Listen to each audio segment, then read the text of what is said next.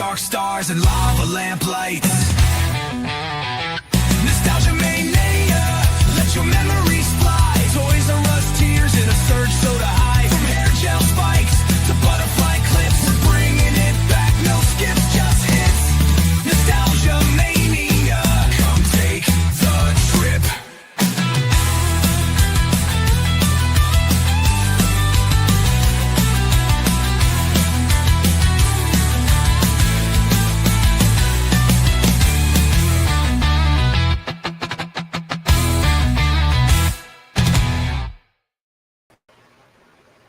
Welcome, everybody, to another edition of Nostalgia Mania, episode 37. Your go-to pile driver for reliving the games, movies, memories that defined the early 2000s, the 90s, the 80s. We're here talking about TNA Impact. But before we get into that, I am your host, the real Josh Elliott. With me, as always, Bryan J. Baby. What's going on, man? How are you? Not a whole lot. How you doing? I'm doing great, man. Doing great. I'm excited for this one. Total nonstop action wrestling. The first show. First show, man. Not first TNA show, but first Impact. No, first Impact. So, yeah, man, it's going to be a fun one. So, appreciate everybody for tuning in. Looks like we got some viewers on both our platforms here. Tonight we are going back, as we already said, to 2004 in a world where WWE was the only show in town.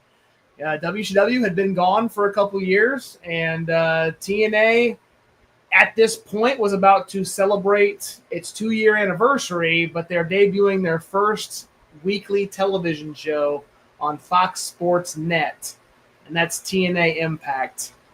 We are here. We're talking wrestling. I'm excited. I am too. They actually survived quite a while before they got TV, which was kind of a weird thing how they started, because they started out doing pay-per-views only. They did a weekly pay-per-view, and I believe it was like $9.99, $10. I don't know if that was per show or per month, but people liked it enough to put it on TV.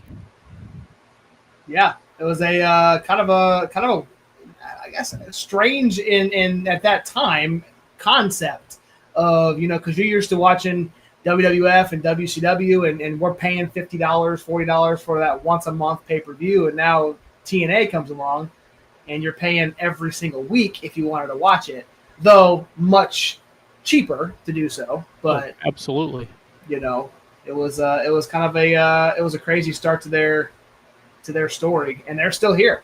Yeah, and it was a business model that worked for a while, So we're here, as we already talked about, and we are live on JSC Studios on YouTube and Facebook. We're also live on the I-70 Hot Tag pages. So appreciate everybody for tuning in. And we have a special surprise here in a second, but we're also on all social media platforms. You can see me on Instagram. You can see me on TikTok. I say me, us, on X, Twitch, at Nostalgia Mania, JSC Studios. You can find us on all 4 platforms. Bryan J., where can everybody find you on social media, my friend? You can find me on Twitter, TikTok, and Instagram under the same Bryan J _Bebe. Bryan J. That's why don't you tell the viewers and the listeners what that reference is? So this reference, everybody thinks I got it from Adam Cole from AEW, which I did not. We were setting up one of the shows at CSW, which was DWF at the time. I believe it was like their second show. And we were setting up the ring, and Mighty Micah Hague was there, and I've known Micah since like freshman, sophomore year in high school. I was talking to one of the guys, and I introduced myself. I said, "Hey, I'm Bryan," and I said, my last name's too long for anybody to understand. So as soon as I said that, Micah walks by and just says, I just call him Brian J, baby. So everybody started kind of calling me that day when we were setting up. So it just became that. I like it. I like it, man. It's going to be fun. It's Appreciate. Go to ahead. where it's progressed to where I have it on my front license plate holder. Do you really? I do. I will So show it's you- just the holder, not the actual license plate number. No, You don't the have whole- Bay. No, the holder itself. But I will show you next show. That's cool, man. That's awesome. We're going to do something fun today, man. For those of you watching, we are going to, at the end of this show, if you are a viewer of Nostalgia Mania, it has been a long time since we have done this. But at the end of this show, we are going to have ourselves a draft. And where we're going to, and we'll probably do it a little bit more often, and we'll kind of gear it toward the topic that we're talking about. This week, we're talking wrestling, so we're going to have a wrestling-style draft. Which we're going to pick 5 things. We're going to go with finishing moves, finishers, so to speak. So start thinking. If anybody is in the comments at that time and wants to participate, we will add you as the 3rd member of the NWO. No, but you will be in on it if you want to participate in the draft. So stick around to that. That will be at the end of this show. So, as we said, guys, we're going to jump right into this. We're live on YouTube and Facebook, JSC Studios, the I-70 Hot Tag.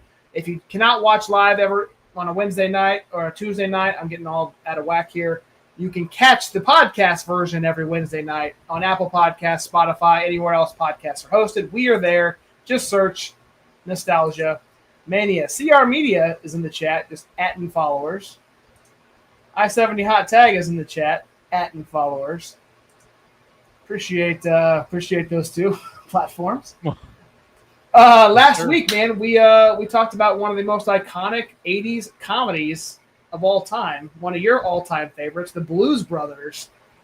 Fun episode, man. It was a fun watch. My first time seeing it, and I still have not watched the second version of it, which was in what, 98 or 99. 98 or 99. So I think it was 98. So I still need to go back and watch that. I did, however, go back and watch the Bumblebee skit. Was it Absolutely not hilarious? freaking hilarious, yes. If you have not done that, go back and watch that. That was good stuff. Especially when he's flying around on the floor.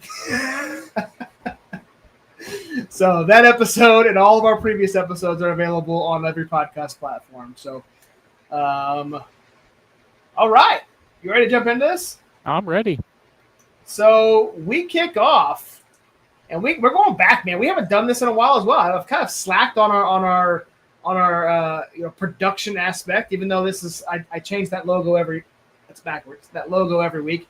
We're gonna have a little bit bigger, higher production value this episode because we get kicked off with the first ever TNA Impact on Fox Sports Net. And though it will not have any music, because I do not want to be banned and kicked off, we're going to check out the intro of the first Impact. And when we come back, which is only 20 seconds, we're going to have a very special surprise. So be ready.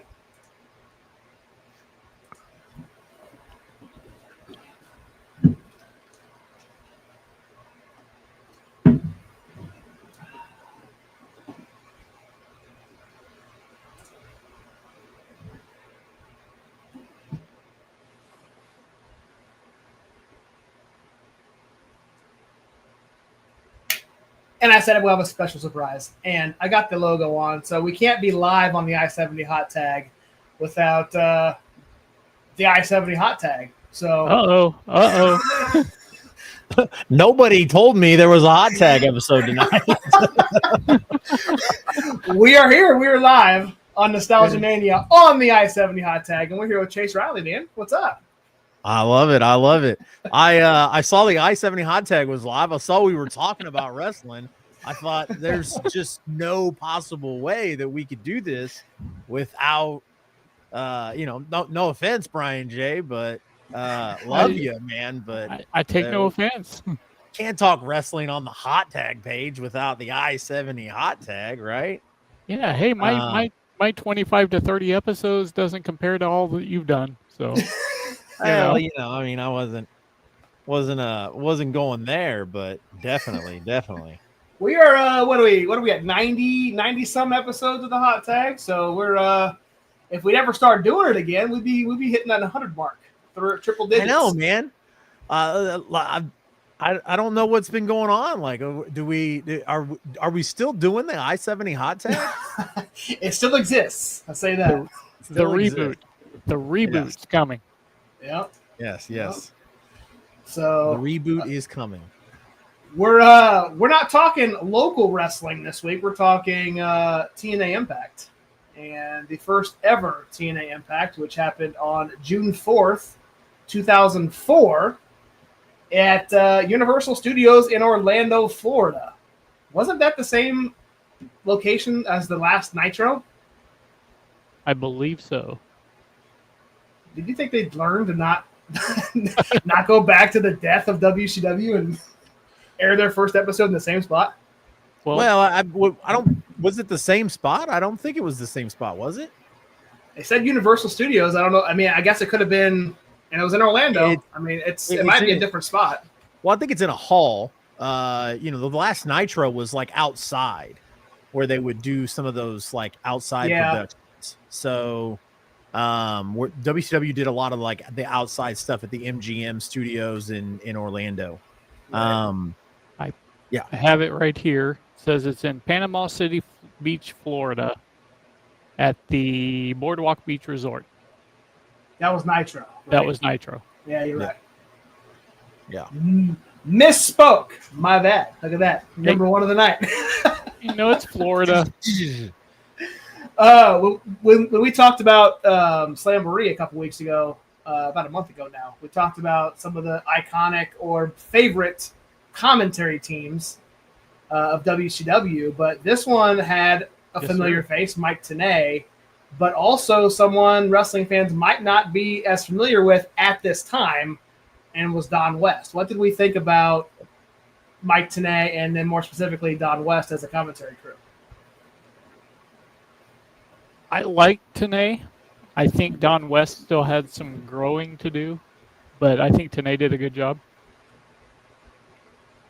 Chase? Yeah. Mike Tenay was WCW's professor. You knew he would be good on commentary, mixing in with somebody like Don West. When I was younger, I was very, very critical of that commentary team. And when I got older, when I went back and watched it, I was like, man, this is really good stuff. And then especially like learning some stuff about Don West, him not being involved in the wrestling industry at all, kind of just getting in there and getting his feet wet and being with somebody like Mike Tenay. Like I said, when I was younger and I was like, super critical of wrestling, I hated the duo, but it wasn't bad. Wasn't bad at all, especially for a startup. We'll get into all that stuff from this first episode of Impact that kind of moved them further away from being the from trying to look like the normal pro wrestling company that it came before them. But as far as commentary goes, again, I thought Don West got a lot of hate, but didn't deserve it.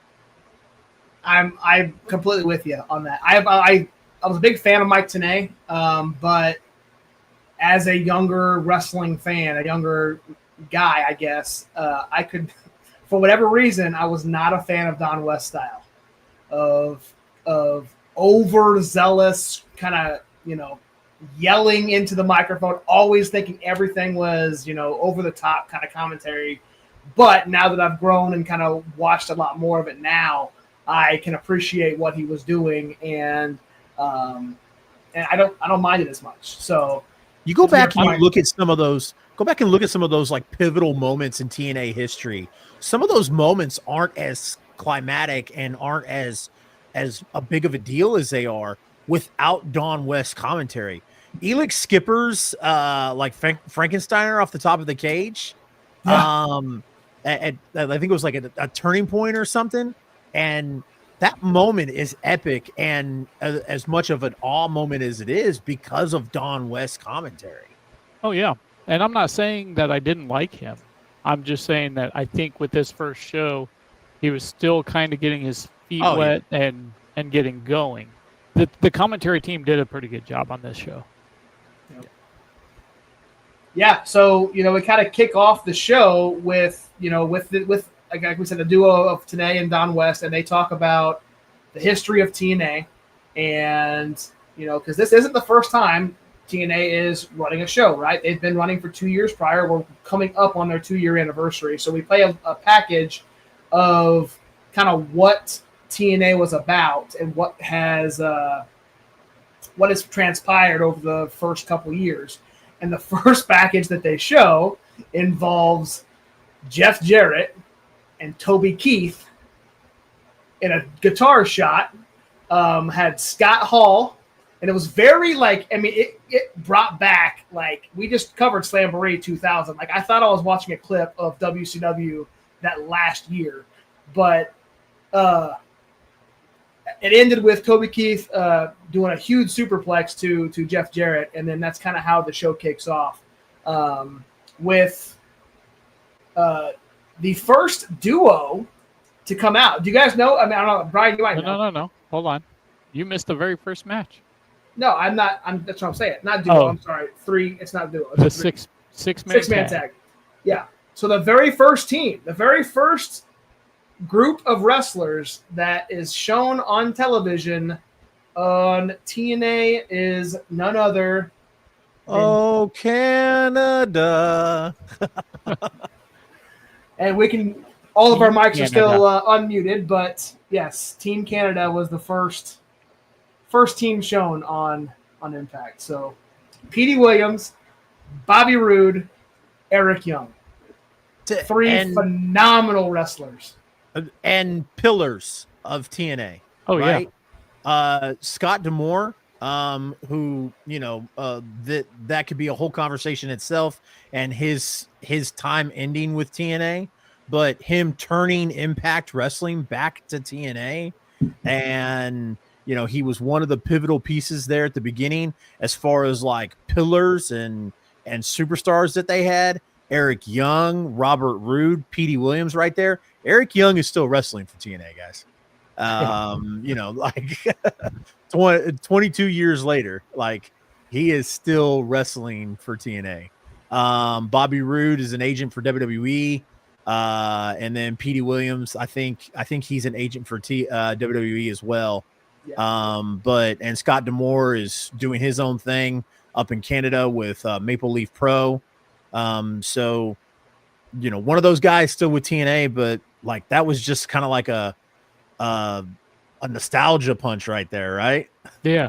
See those guys whole and how show. they started there with TNA coming forward. Yeah. And those 3 take on Amazing Red, Sonjay Dutt, and Hector Garza. And that's kind of what kicks off the first Impact with a very WCW-like cruiserweight, lightweight, fast-paced, get the crowd going kind of match. It was a very hot start. Dutt went in and just immediately dove out of the ring. It was quick. There were suicide dives. There was top rope flips. There was at one point, I think Amazing Red did a double head scissors on Petey and Eric Young. I mean, dude, it was fast paced. Dean Houston, what's up, sir? Appreciate you tuning in. We're Nostalgia Mania, not the hot tag, but appreciate everybody for tuning in. Go ahead. What got me in this match is, if you notice, every single wrestler wore red. I don't know if it was planned. I can see it for Team Canada. Kind of think they should have went the other way with Team International, but yeah, it was still good, and you knew who was on which team. But yeah, I just thought it was kind of funny how they were all in red. Yep. Were they? I mean, obviously, Amazing Red was, because right. But No, was Sonjay Dutt I and think Sanjay had like black on, but he had red highlights. Yeah, and Gotcha. I think Hector Garza. Now that I'm thinking about it, we'll see it. We'll see it here in the end clip here, but I'm pretty sure he had a little bit of red on as well. Yep. But yeah, you heard, like you said, international. I mean, you heard the USA chants throughout the arena, as you always do with matches like that. And did you know that Hector Garza is related to Angel Garza? Yes. From had no idea. but Who would have thought? Who would have thought? Who would have thought? So the USA chants, the double head scissors that I wrote down as well, and then one of my favorite.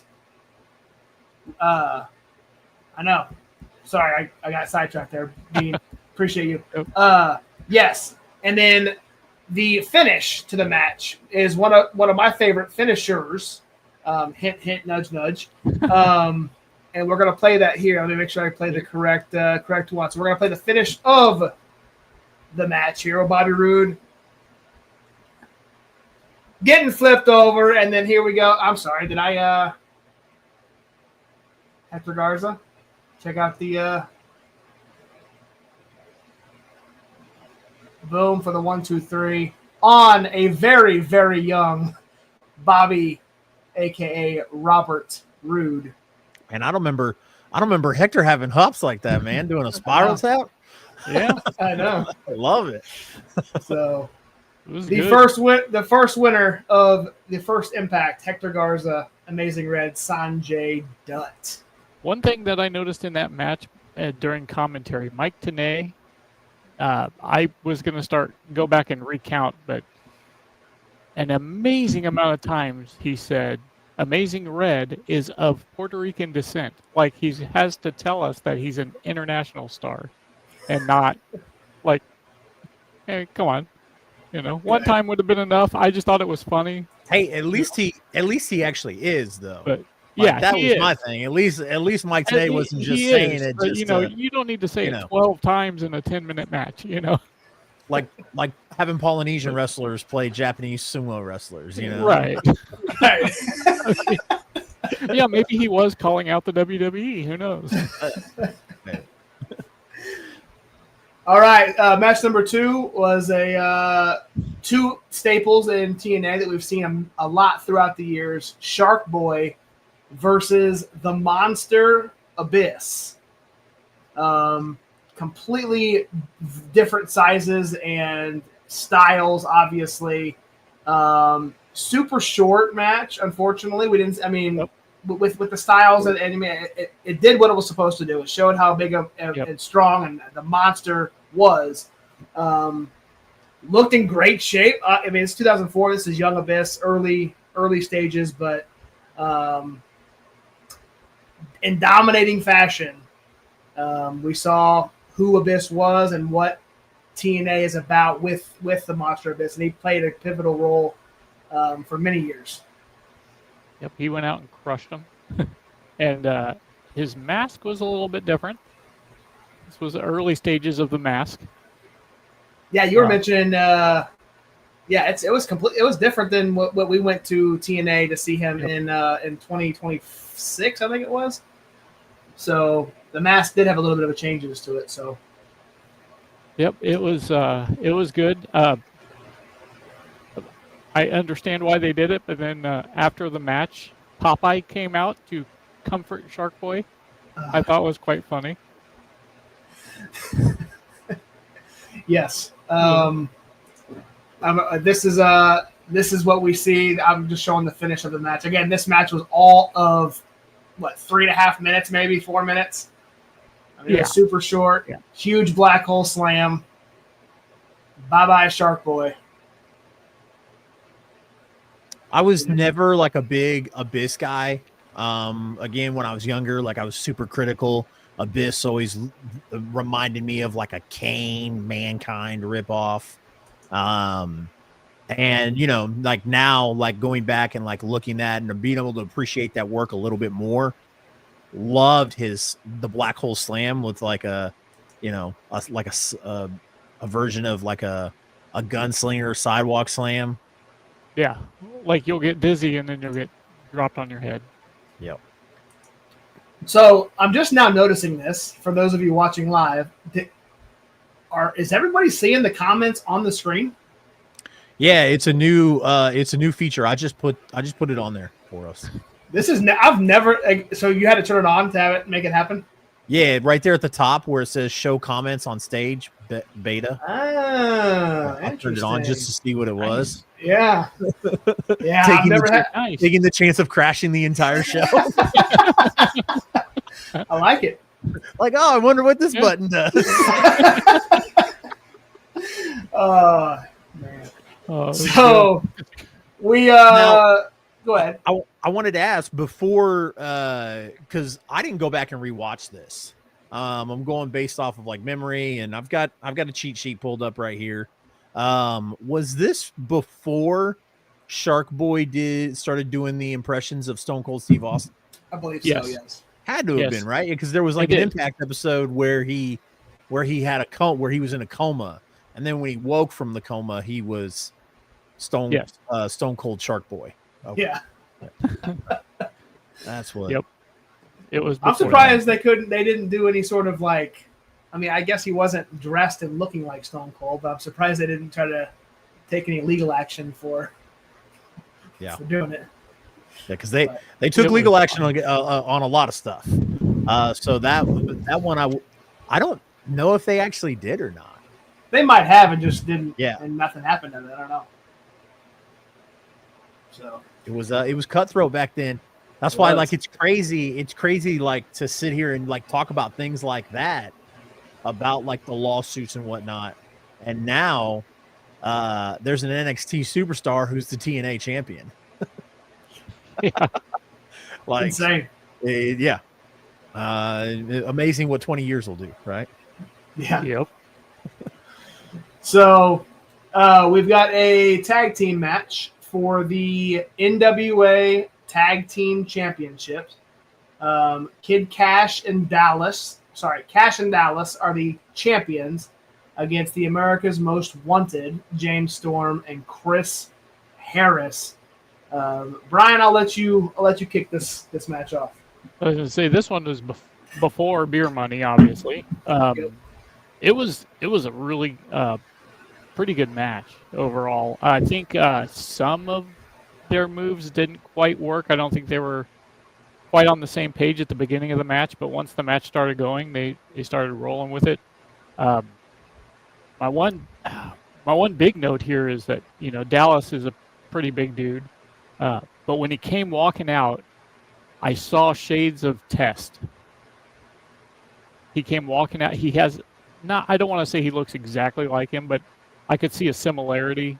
And then with the long hair, I'm like, that's their version of Test. And I was a big Test fan, so yeah, I think really, really good match.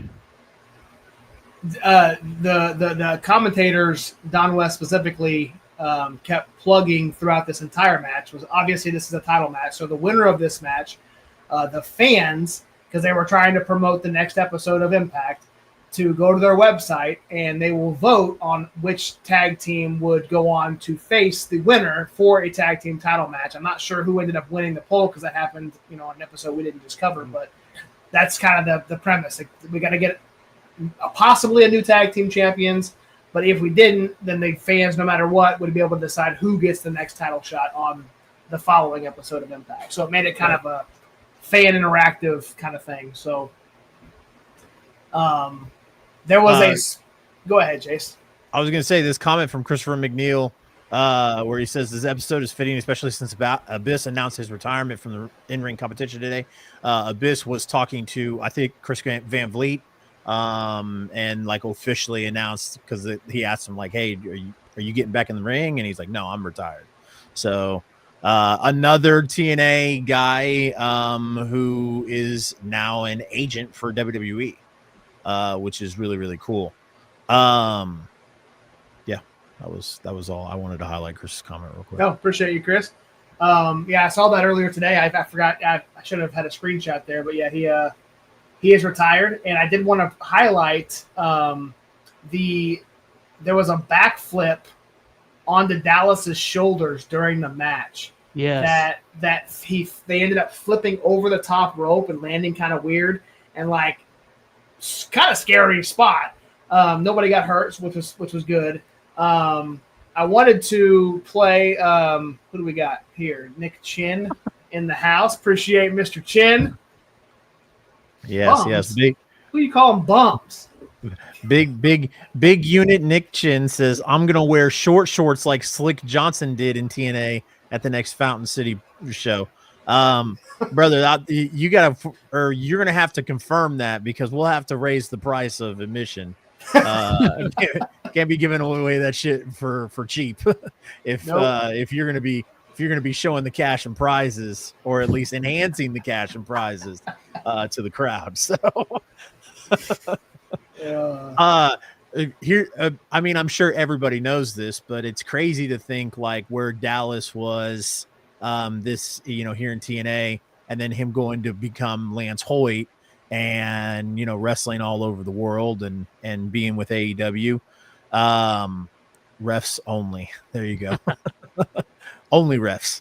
And I thought this was really cool just because Kid Cash was one of my favorites in ECW. Although going back and looking now, like he was like a really weird ripoff. He was ECW's Slammer because he was like mimicking everything Kid Rock did. Came out to Kid Rock's music, had the Kid Rock look. So I was excited when he finally cut his hair. But yeah, man, I was a huge Kid Cash fan and thought this was awesome. Yeah. The match kind of ends with Dallas doing a kind of an inverted Razor's Edge. And I'll kind of play it here. There's a flip. We get a frog splash. Everyone kind of gets their spot.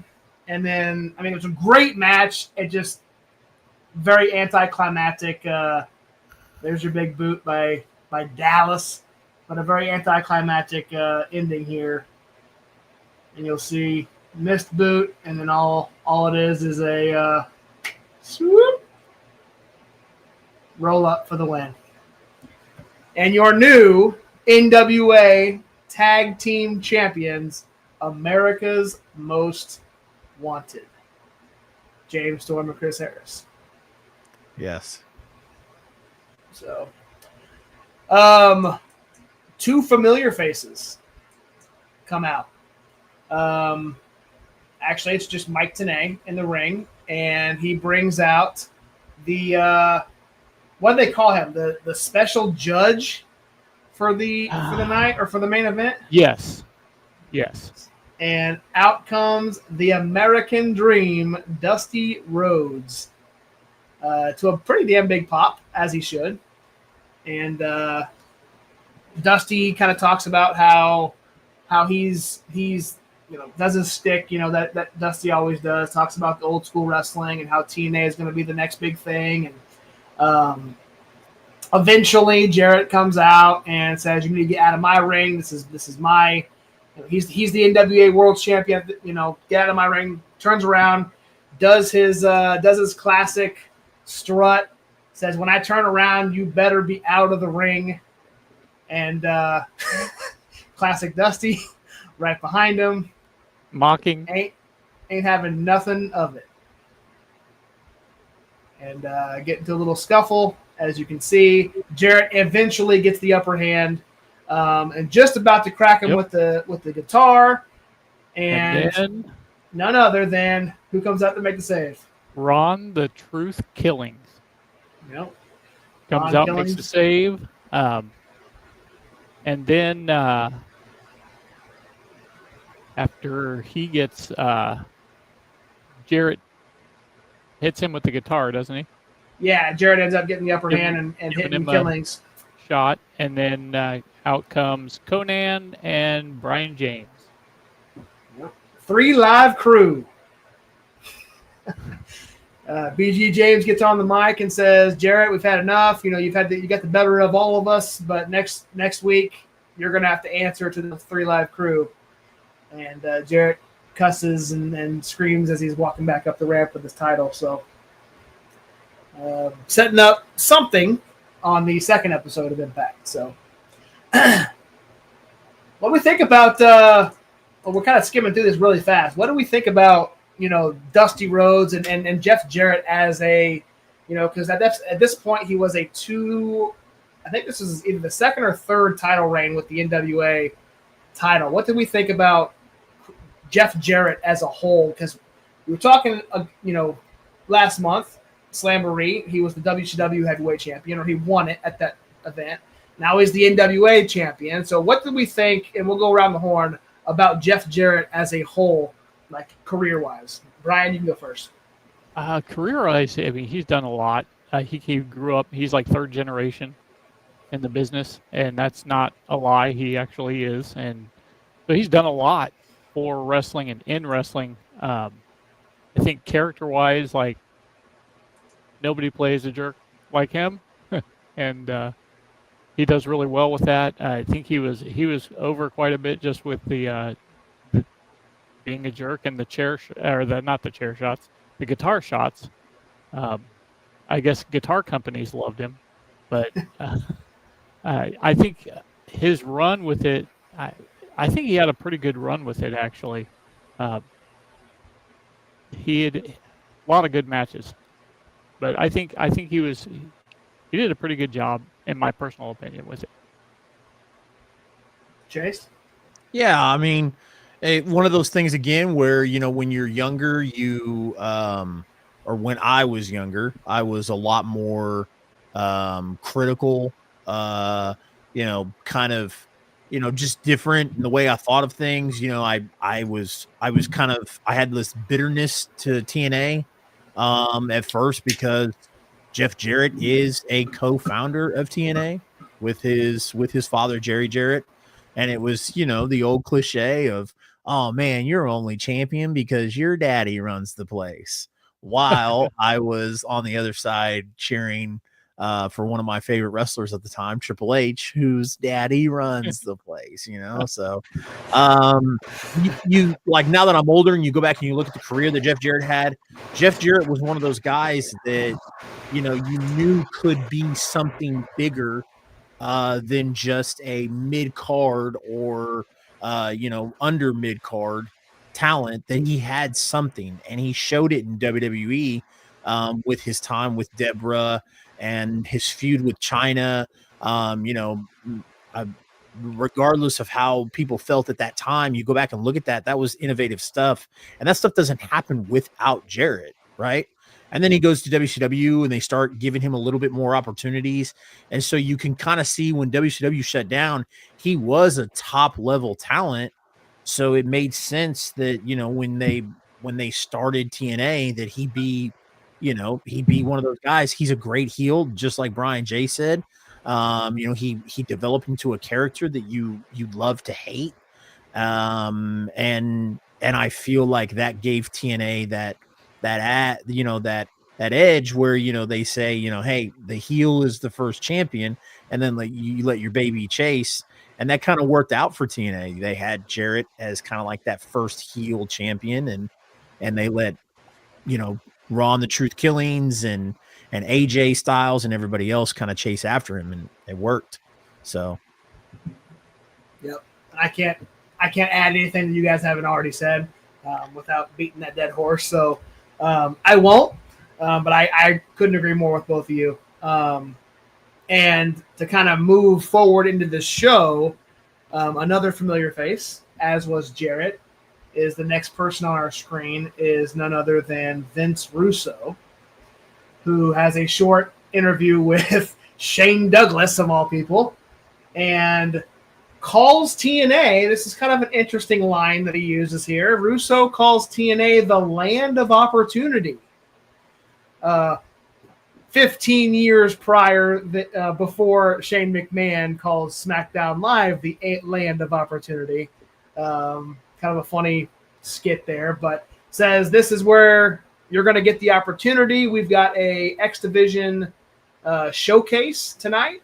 The winner of this showcase is going to be the number one contender for the X Division title, and this is something Mike Tenay kept promoting throughout the entire night, was the first X Division match that he ever announced. He says the X Division is not about weight limits, it's about no limits. So it doesn't really matter whether or not you're a cruiserweight or you're a heavyweight, you're going to come into the X Division and it's about no limits, right? Primarily, it was more of the faster-paced cruiserweight style, but they did intermingle, every so often. So we have a fatal four-way: Chris Sabin, Primetime, which is Elliott Skipper, Michael Shane, and the surprise opponent, or the surprise fourth man, is none other than the phenomenal AJ Styles. Just looking at this match on paper, this is a hell of a main event. You got AJ Styles, we've already talked about three of the pillars. This is the fourth pillar of TNA, right? AJ Styles. You've got Chris Sabin, who is one of the best tag team wrestlers on the planet, and as a singles wrestler, damn good as well. Elliott Skipper, phenomenal. With Chase talked about him a little bit earlier, and Michael Shane, who I have not seen in a while, but showcased how good he was in the early stages of TNA. This is what Shawn Michaels' cousin. Yeah, Shawn Michaels' cousin, and definitely didn't get any of the Mr. WrestleMania rubbed off on him. No. Today was very quick to mention that. Hey, this is my Shawn Michaels' cousin. So yes. Yeah. So like I said, man, this was a great main event. I really enjoyed it. Lots of fast paced, just like the first match. You had AJ Styles that did that. I don't know if you noticed this. At one point in time, Styles he dove over the top rope and had so much momentum that damn near completely missed Elix or Primetime, and damn near hurt himself. He barely clipped Skipper to slow him down. When he went over the rope, he had so much momentum. I think he did a flip, and basically his back landed on Primetime's back, and they both went down. Yeah, and it looked amazing. Yeah. One extra step, he would have completely hit the floor and had no cushion. Well, I was going to say, if the Missouri Athletic Commission was there, they would have pushed the barricade up further, and he actually would have gone into the front row. Yes. Especially if it was the same lady from the Missouri Athletic Commission that was at GCW on Sunday. Because at one point in the show, she had them move the rail up, and it was definitely not the arm to arm length that they teach you, Brian J. Crazy. Yeah.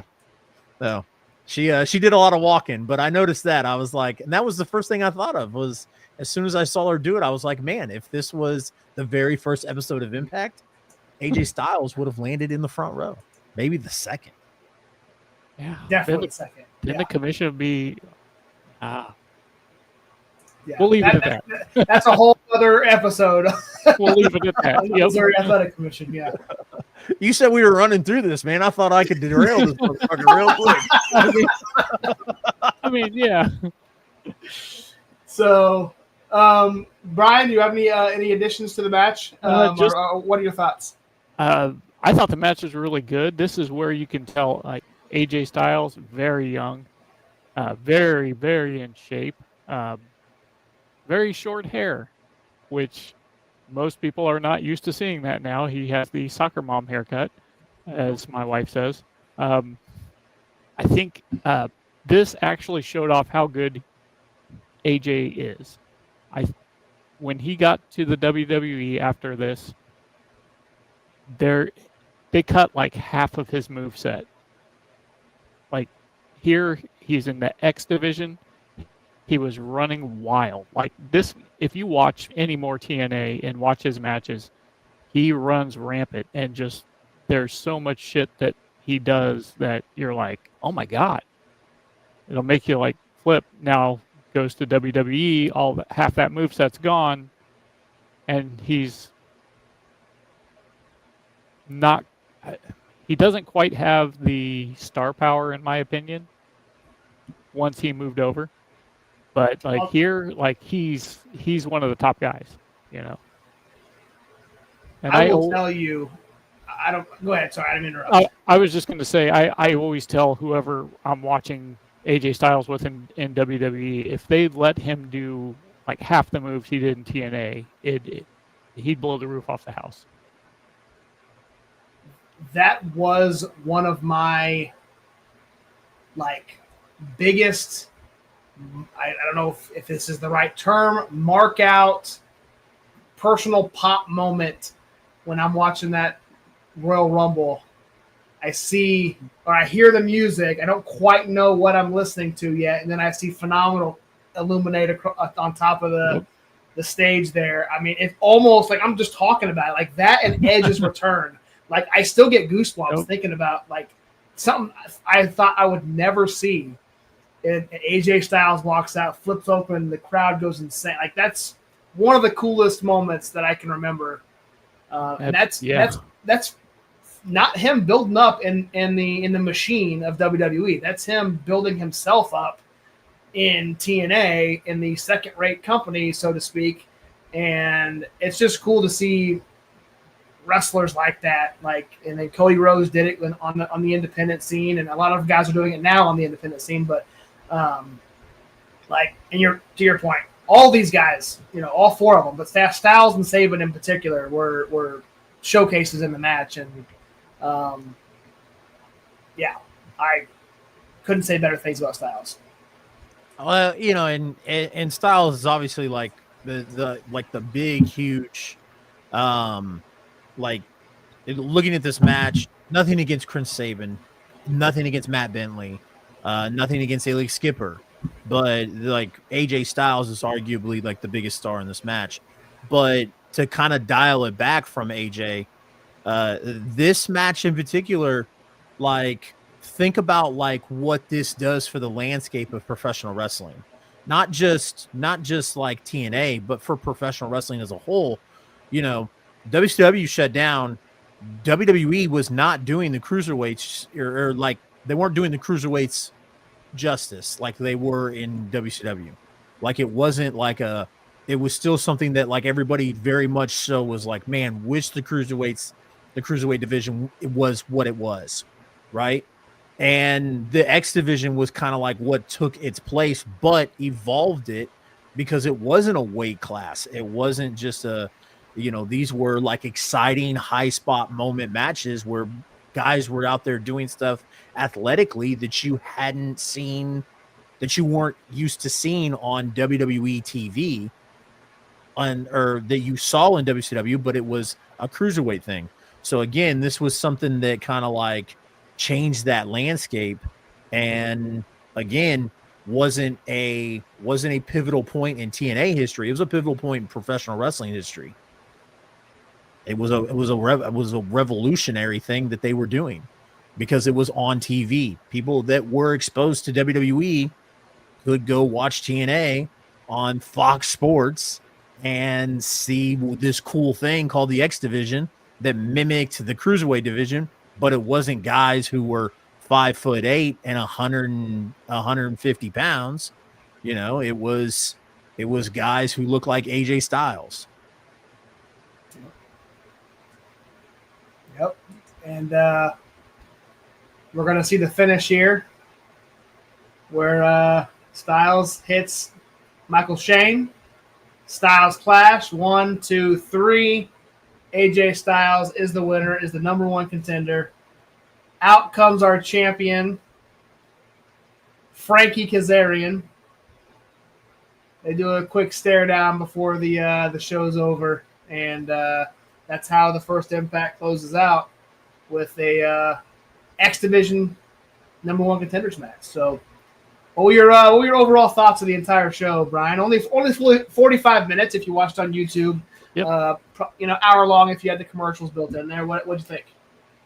Overall, I liked it. I thought for a first show it was really good. Now, keep in mind they were going for 2 years before this on weekly pay-per-view. Yeah, there's only like nitpicky small things that just a couple of things I could have done without. But I mean, other than that, I think overall I'd probably rate it up there pretty good. Yeah, I agree. Much better than the shit show that we watched a month ago. Yeah, Slamboree 2000. Oh, just wait. Next year we're gonna have to do the first ever TNA pay-per-view, Which also happened in June. which also happened in June. We could do it at, we don't have to do that one in June, but I would like I would like to have Chase back for that, and he has to watch this one because there's just some things in there that are I've seen it. You go, what the hell are they thinking? Yep, I've seen it. I've seen it. All right. It's it's all right.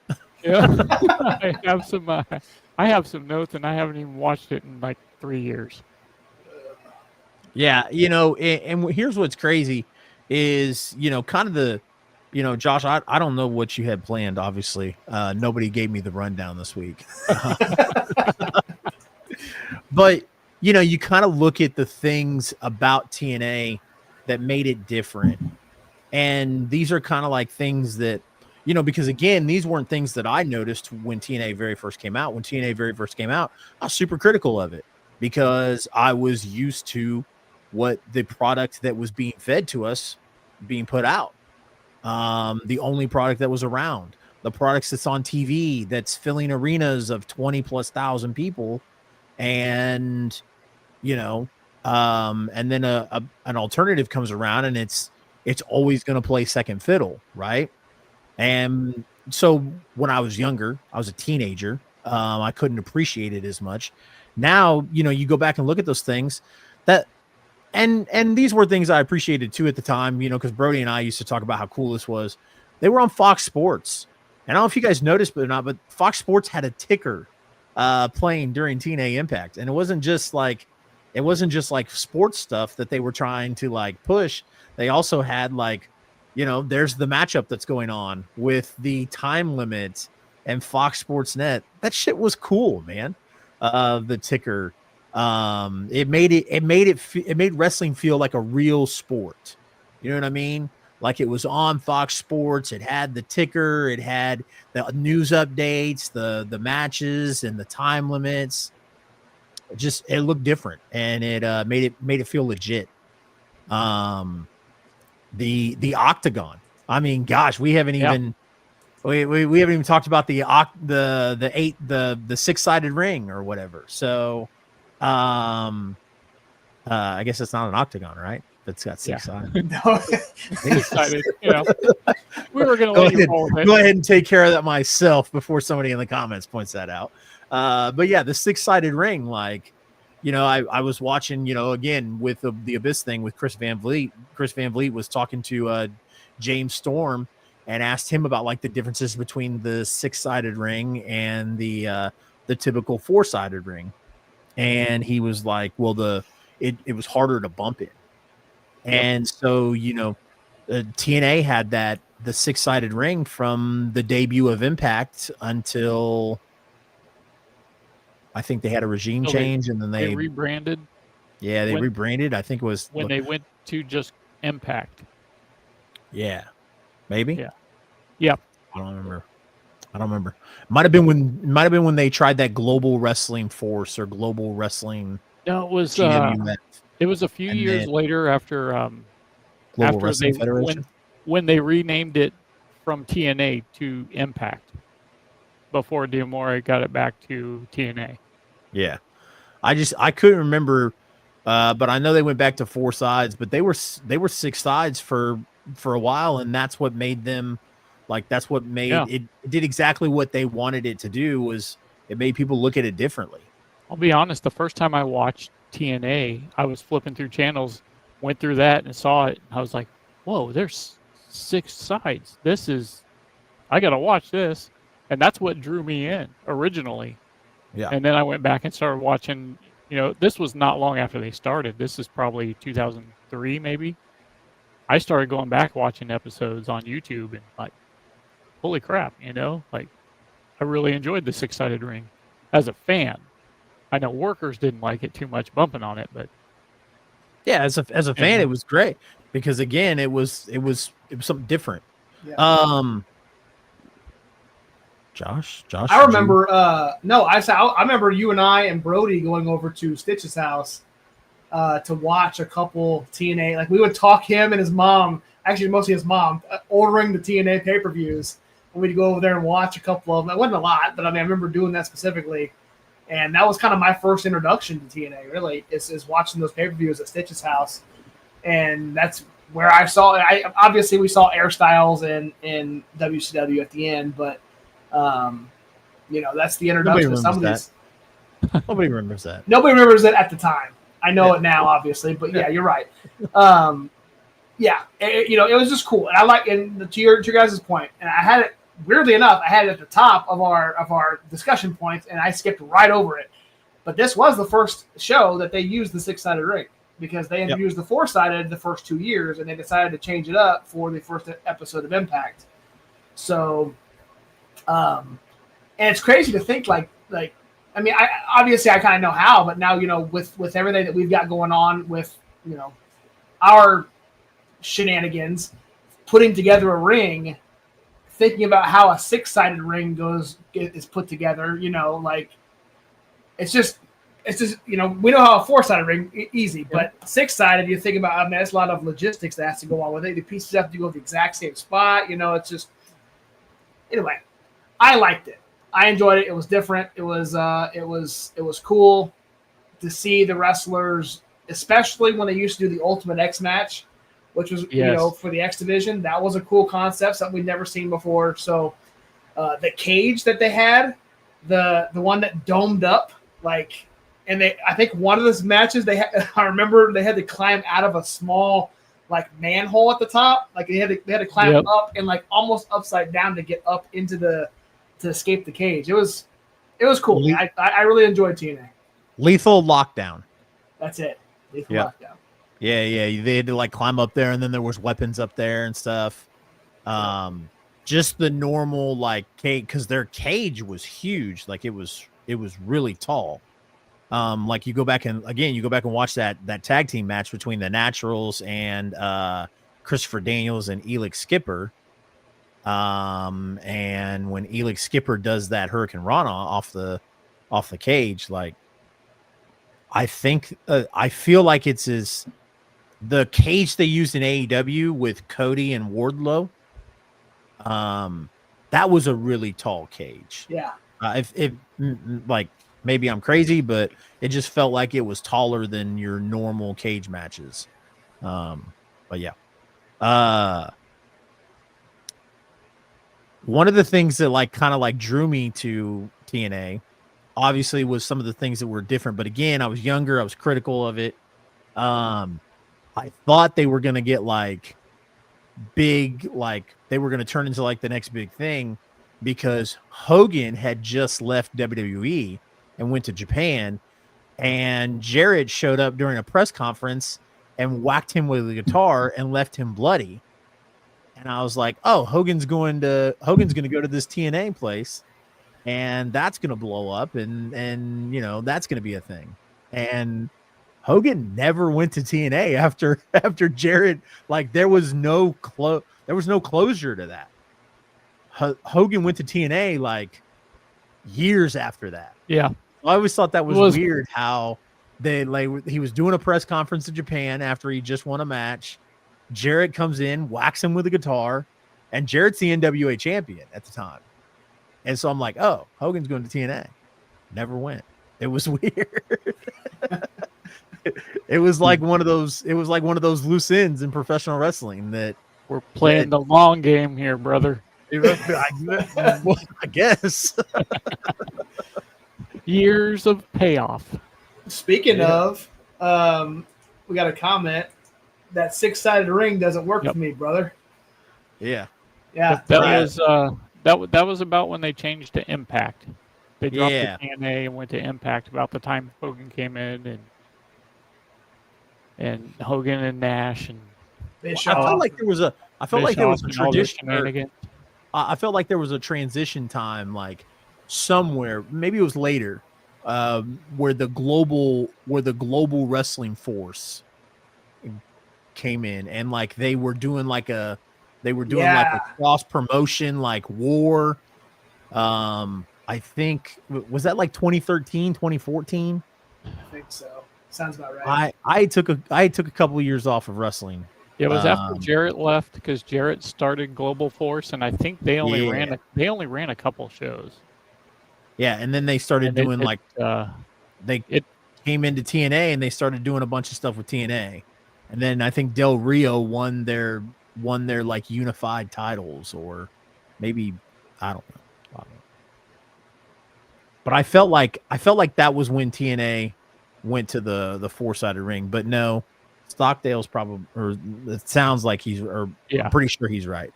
That would have been like 2010. Yeah, that's about the time when Hogan came in. That's about the time when they changed everything, and they even came out, and I don't remember who it was that said it. Might have been Jarrett. They came out and cut a promo and said, we're something. This is all Impact now, because all of the Impact that we have, and they were dropping TNA, and then that lasted until Hogan and everyone left, and then because how long brought it back? How long did they keep NWA? Because they had NWA TNA for a while, and then they dropped it. I'm not sure. Might have been a year and a half. Yeah, it wasn't that long. It wasn't very long at all. Yeah. Man, running back TNA, love it. I had fun. This is a great. I like this concept of kind of going of keeping a wrestling show at least once a month or once every 4 or 5 shows. Next month, I'm thinking I've already got it planned out. We're gonna do it. Bryan's shaking his head. Yes, I mean there's no other show to do in July. Chase, shake your head. Oh yeah, if there's wrestling and I get and I'm well aware of like what it's going to be, I'm jumping on here. No, you just agree with. I was giving Josh shit the other day. I heard today or yesterday. I was like, what's this? I go, you're actually number one, you're going to go live on the I-70 hot tag. We did last wrestling, and you're not going to invite me. And he goes, well, you have the username and password to the StreamYard. And I was like, oh, there's my permission. All right.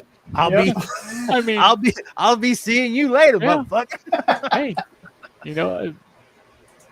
you could have been in last month. Yep. So I don't like showing up unless I'm invited. Next month, or unless somebody tells me that their door's unlocked, and then I'm going to come in. Talking about the StreamYard. No, I know. Not walking into people's houses. What we're going to do, we kind of teased it at the top of the show. We're going to go into, Chase hasn't done this in a while, probably since bad booking. But we're going to do a little bit of a draft tonight. Really 3-man draft. Were you going to leak what we're doing for the wrestling next month, or do you want to hold on? Sorry. No, yeah. It's already been on our it's already on a video. We're going to do WCW Bash at the Beach 1996. Figured we'll go back and forth. We're going to do shit shows. We're going to do good shows. So, and I figured we can't do a July wrestling show without having without doing Hogan, the formation of the NWO. So we're locking the door on that one. Yeah. And that's going to be a big. I don't really look at Bash at the Beach like the 4th of July show. Like a 4th of July theme show. I always looked at the Great American Bash as the 4th of July theme show, but we'll do Bash, or we'll do the Great American Bash next July. Well, even Great American Bash was always in June. It was, it was. But I mean, just because of the 4th of July theme, I always associated it with 4th of July more than I did Bash at the Beach. Yep. So I actually, before we get into this draft, I was telling Josh. One of the most underrated feuds in all of WCW, most underrated, was the Savage and DDP feud. Loved that feud. Started at kind of kicked off at Uncensored 97, where Savage came out and was degrading Kimberly for being in Playboy. And then they fought at Spring Stampede 97. And then they had part 2 at Great American Bash 97. I just watched both of those matches. Buddy. Such great storytelling. Great storytelling inside and outside the ring. It was just, man, it was great. So, Yep. All right, what's this draft? What are we drafting? We are drafting. We're going to do a 5-round draft. We're going to take turns going 1 through 5. We are going to draft finishers. So we're going to draft. We're going to start off. Since Chase, you are the guest of honor. Man, I wasn't going to say it. I mean, I wanted to say it, but I was like, man, that's really rude to come in somebody else's house and be like, hey, I get to play the game first because I'm the guest. But so we will let you go first. Brian J, we'll let you go second, and then I'll round out and take number 3s. So, all right. For Hunter Dillon says, what is this, an I-70 Hot Tag reunion show? It is a Nostalgia Mania that is involving wrestling, so we're live on the I-70 Hot Tag. But since we got that up and I pick first, Josh, who should we start interviewing like within the next couple of weeks to get the I-70 Hot Tag going again? I vote Scott Hansen. We do a Scott Hansen part 2. Or we just round it out and we do Ray Leon part 4. Is it 4 or is it 5? I know we've interviewed him quite a bit. We had Ray and Dickie, and then we had Ray again, and then I want to say it's 3 times. Yeah, we had Ray right after the Wichita show, the UUCW, and then we had Ray and Dickie, and then we had Ray again. Yeah, we've had him at least 3 times. Yeah.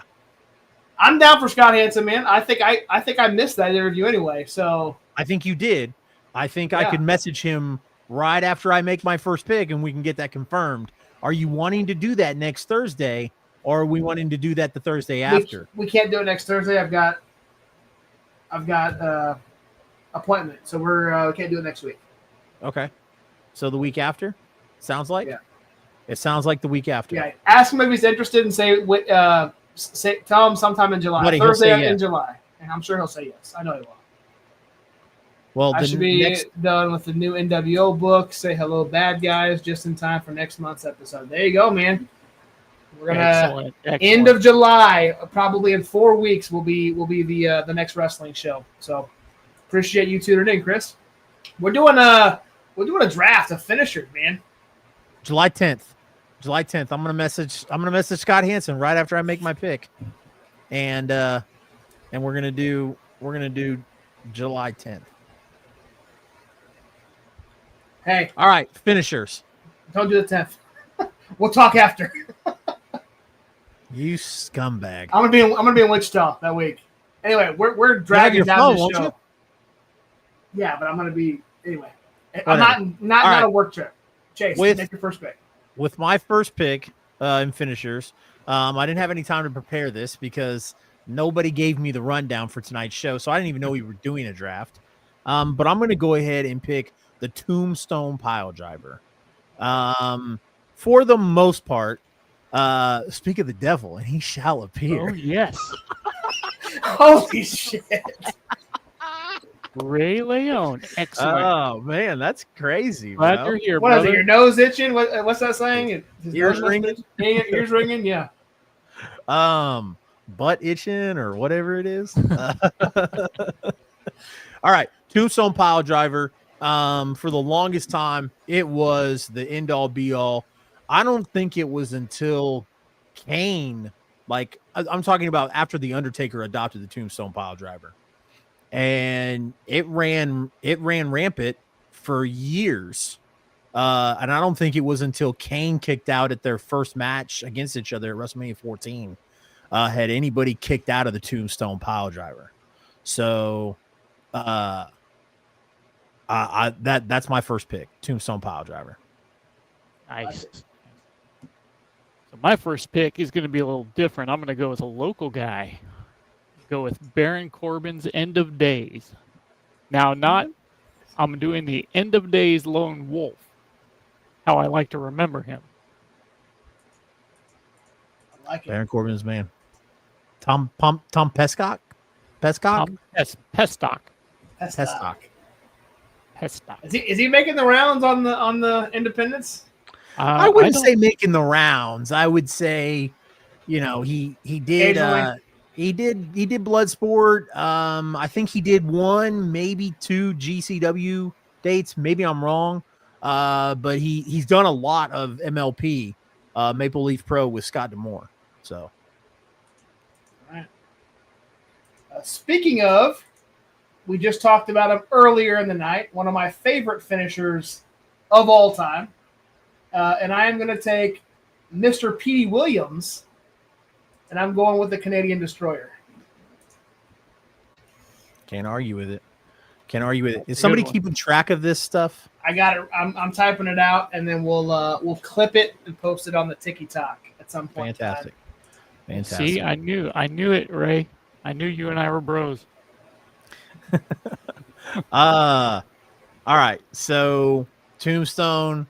I've got to go with the Diamond Cutter RKO. It's been adopted and changed. Talking about that feud with Macho Man Randy Savage and DDP.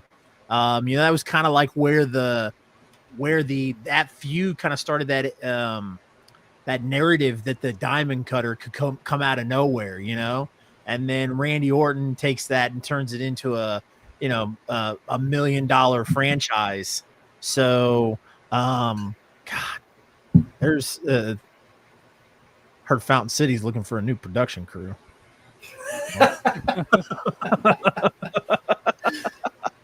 No, love Brett. Appreciate Brett joining with us tonight.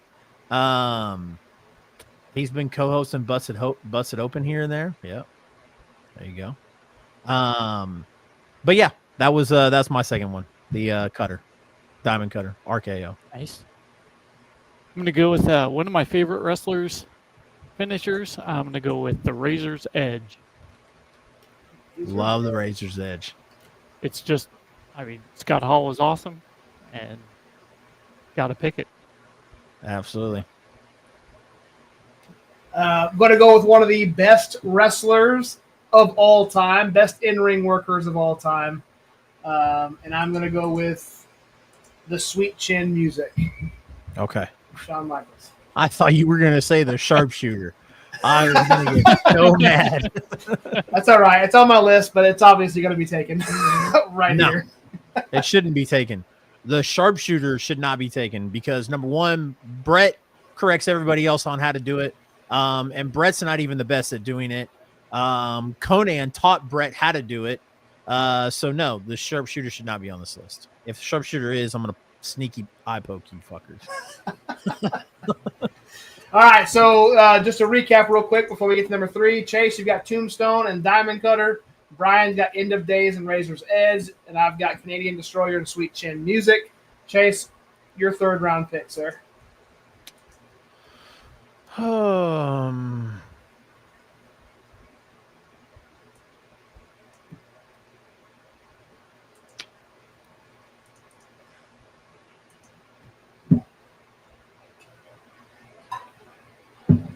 trying to think, guys. I'm sorry. You're good. People chime in the comments. Your favorite finishers.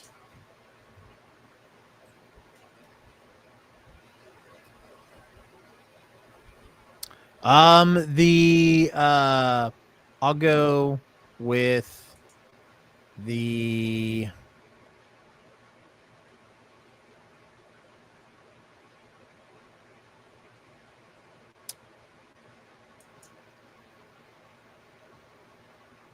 I don't know.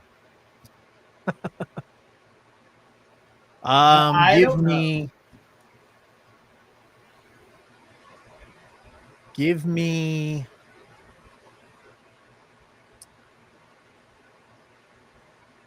the pedigree. Pedigree.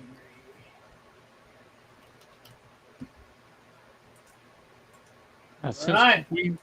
we weren't specific on singles or tag teams, I'm going to go with the tag team of the 3D.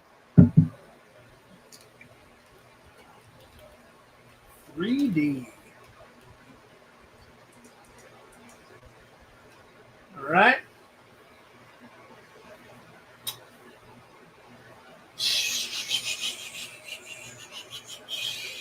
I'm going to go with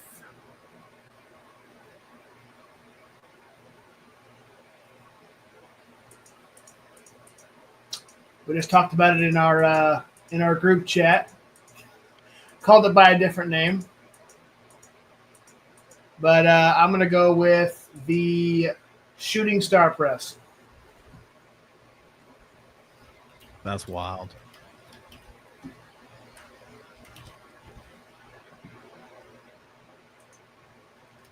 Is it my turn again already? It is It your is. turn. Dude, this is See, ridiculous. it's almost like me and Bryan and I were prepared. We're prepared, but you know how things go in the draft, though. Someone takes something that you had on your list, you can't take it. Yeah, of course. Yep. So I've got read me the Tombstone, list real quick, Josh. Diamond Cutter, Pedigree. Brian's got End of Days, Razor's Edge, and the 3D. I've got Canadian Destroyer, Sweet Chin Music, Shooting Star Press. Okay.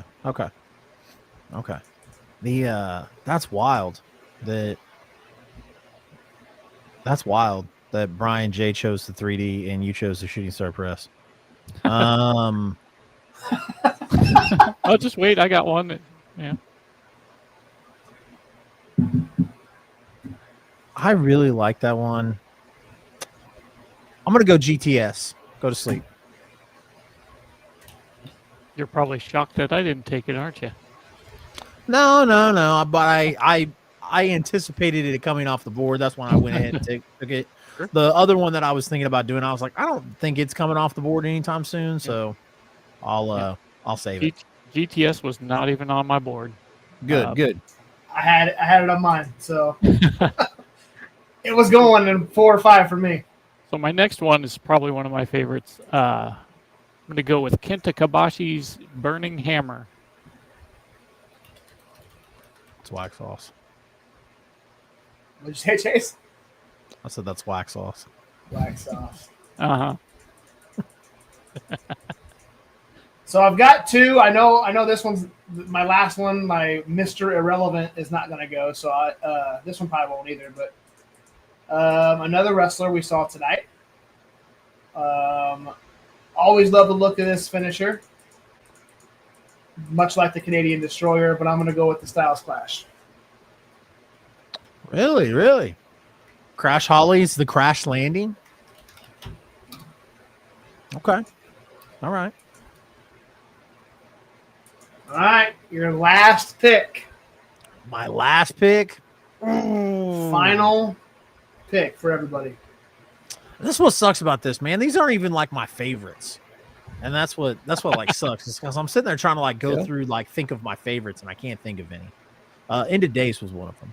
I actually I like the End of Days. I'm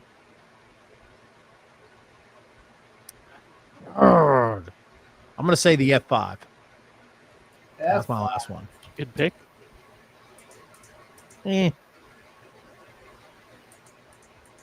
When I say F5, everybody thinks of Brock Lesnar, and I just don't like that. That's not cool. Yeah. So, makes me feel Well, shitty. we're talking about finishers, not the guys who do them. Yeah. Right. That's fine. That's fair. So mine, there's a couple of different ones I wanted to do. I think I'm going to go with, I got to go with Abyss's Black Hole Slam. It's a good one. That's a very good one. Just because, like I said, it's one of those, you're dizzy and now you're on the ground looking up at stars. Yep. Quick and yeah. So mine's gonna be a weird one. I guess I say a weird one. I mean, it's your favorite. There's no right answer, right? I mean, they're your favorites. So Yeah. So it is one of my favorite finishers that I know that I watched growing up. Put my sibling in it many times growing up. One of the most underrated wrestlers in World Championship Wrestling. And it was done by Dean Malenko. The Texas Cloverleaf? And that is the Texas Cloverleaf. Nice. Bro, that was the funnest, especially like dudes that had the small legs. When we were kids. Mickey Phillips, or not Mickey Phillips, his little brother Patrick Phillips. I used to put Patrick in, couldn't put it, he was too small to put into the sharpshooter, but I put him in the Texas Cloverleaf. Woo, boy. The same thing with Corey Richardson, which was Derek Howell's little brother. We used to do all kinds of wrestling moves to that kid. I F5'd that kid into a wall. I was 14, he was 9, and bro, I thought they was so cool because I found somebody that I could throw around like a rag doll, and we used to throw that kid around. But yeah, you know what's funny? I'm going to this comment here. Hunter Dillon wants to know how many times I broke my brother's legs, and what he doesn't know is I don't have any brothers. yeah. That was my little sister that I put into Texas Cloverleaf. that might be just as bad as me bragging about enjoying doing the Texas Cloverleaf to a 9-year-old. I will though, man. My next door neighbor was a wrestling fan too. We used to watch Nitro and Raw. And the thing, man, when you hook the Texas Cloverleaf, it wasn't like a Boston Crab where you would like turn them over. Nope. You would hook it in, you'd lift them up, and then just walk over them and make them go between your legs. Yep, you do it like the lion tamer. Yep. Everybody always asks, what was the difference between the Walls of Jericho and the lion tamer?